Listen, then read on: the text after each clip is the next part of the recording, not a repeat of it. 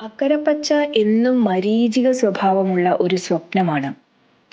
ഇവിടെ ഇരിക്കുമ്പോൾ അവിടെ എന്താണെന്നും അവിടെ ഇരിക്കുമ്പോൾ ഇവിടെ എന്താണെന്നും അറിയാനുള്ള ഒരു ത്വര മനുഷ്യന്റെ ഉള്ളിൽ ഉണ്ട്. യാത്രികർക്ക് അതൊരല്പം കൂടുതലായിരിക്കും.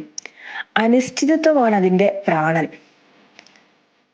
ഉറപ്പില്ലാത്തതാണെങ്കിലും വരും നിമിഷങ്ങളിൽ സർവവും സമർപ്പിക്കാൻ അത് നമ്മളെ പ്രേരിപ്പിക്കുന്നു. മറുകരകൾ എന്തായിരിക്കും കാത്തുവെക്കുന്നത് എന്നറിയാൻ ഒരു വെമ്പൽ എല്ലാ മനുഷ്യരിലുമുണ്ട്. അത് അണയാതെ കാത്തു സൂക്ഷിക്കുക എന്നുള്ളതാണ് ഒരു യാത്രികൻ എന്ന നിലയിൽ നമുക്ക് ചെയ്യാൻ സാധിക്കുന്നത്.